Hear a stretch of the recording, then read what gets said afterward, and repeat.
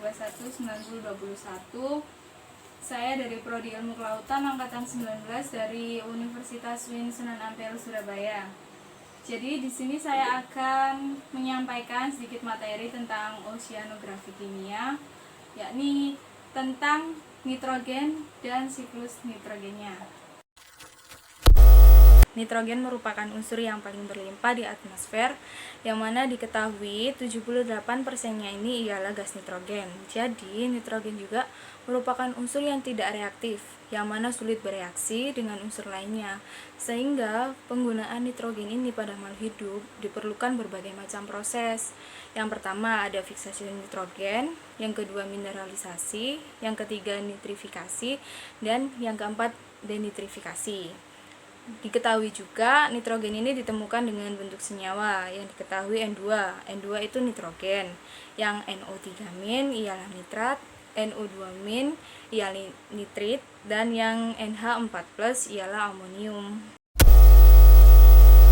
Dalam pembahasan dari siklus nitrogen, untuk nitrogen sendiri ini memegang peranannya yang cukup tinggi dalam siklus organik, yang mana menghasilkan asam amino dalam pembuatan protein.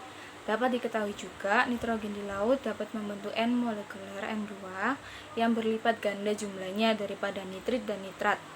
Tapi, tidak dalam bentuk yang berguna bagi jasad hidup, dikarenakan sebelum terjadinya proses itu terdapat pengikatan dalam bentuk senyawa.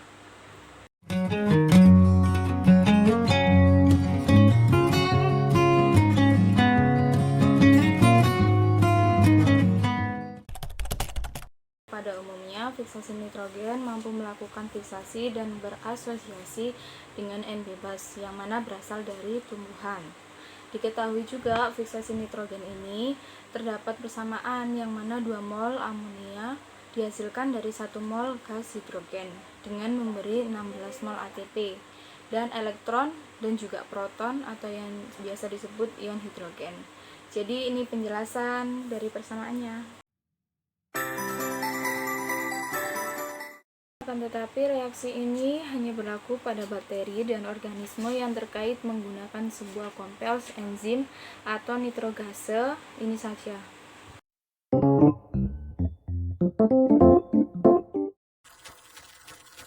Mineralisasi, yang mana mineralisasi nitrogen merupakan proses menjadikan N sebagai peranan yang besar sebagai ketersediaan tertinggi bagi tanaman. Dan pada akhirnya proses ini yang pertama terdapat proses hidrolisis protein, aminisasi, amonifikasi, dan juga nitrifikasi. Mineralisasi akan dipercepat jika keadaan tanahnya itu baik dan banyak kation basa yang ada di dalamnya. Untuk yang keempat, nitrifikasi, yang mana nitrifikasi merupakan suatu proses oksidasi enzimatik yang dilakukan oleh sekelompok jasad renik maupun bakteri yang berlangsung dalam 2 tahap dan yang sudah terkoordinasikan. Reaksi ini dapat berlangsung jika adanya oksigen. Namun, biasanya yang diketahui proses oksidasi NO2 atau yang disebut nitrit lebih cepat daripada prosesnya oksidasi NH4 amonium ini. Dan nantinya akhirnya nitrit ini terakumulasi di lingkungan. Tetapi untuk tahapan oksidasi amonium oleh bakteri Nitrosomonas dan produksi nitrit ini disebabkan oleh beberapa bakteri, yang sehingga terdapat persamaan sebagai berikut.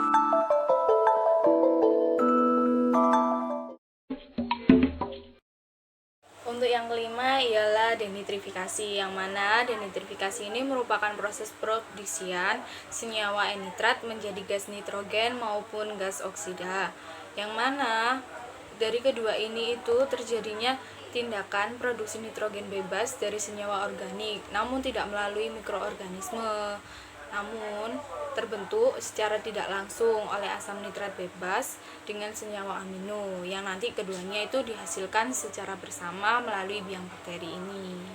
Inilah proses dari nitrifikasi sampai denitrifikasi sebagai berikut.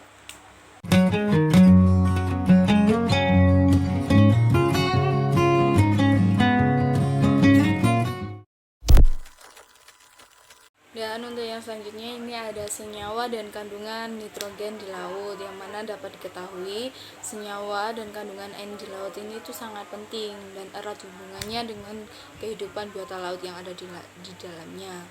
Yang jika diketahui secara ilmiah, perkembangan konsentrasi di nutrien ini bergantung pada kedalaman air laut dan fitoplankton beserta aktivitas biota yang ada di dalam air laut tersebut. Siklus nitrogen di laut. Yang pertama, nitrogen ini kan memiliki peranan yang cukup tinggi dalam siklus organik, yang mana dapat menghasilkan asam amino dan membuatnya sebagai protein. Untuk yang kedua, dalam siklus nitrogen ini nantinya tumbuh-tumbuhan akan menyerap N anorganik dalam salah satu gabungan atau sebagai nitrogen molekuler, dan tumbuhan ini membuat protein yang kemudian dimakan oleh hewan, nantinya diubah juga menjadi protein hewan. Yang selanjutnya ada ketiga, jaringan organik yang mati akan diurai oleh berbagai jenis bakteri. Dan yang keempat, nitrogen akan lepas ke udara dan diserap dari udara selama siklus berlangsung. Namun jumlah nitrogen yang tergabung dalam mineral akan mengendap di dasar laut, namun dalam pengendapannya di dalam ini tidak seberapa besar.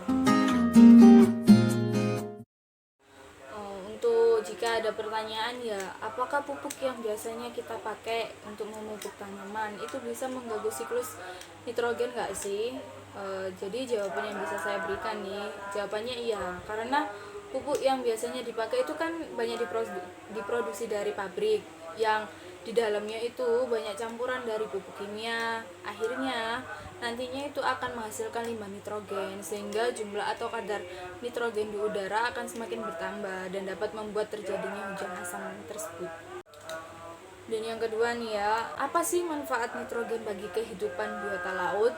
Jawabannya itu sangat penting ya manfaatnya, karena komposisi nitrogen sangat dibutuhkan untuk pembentukan protoplasma, yang mana komposisi nitrogen dalam air laut adalah alga bentos dan fitoplankton. Senyawa nitrogen tersebut sangat dibutuhkan untuk pembentukan protoplasma itu.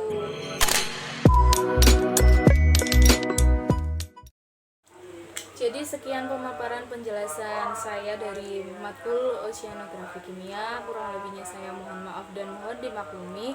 Semoga video ini bermanfaat. Terima kasih sudah menyimak. Wassalamualaikum warahmatullahi wabarakatuh.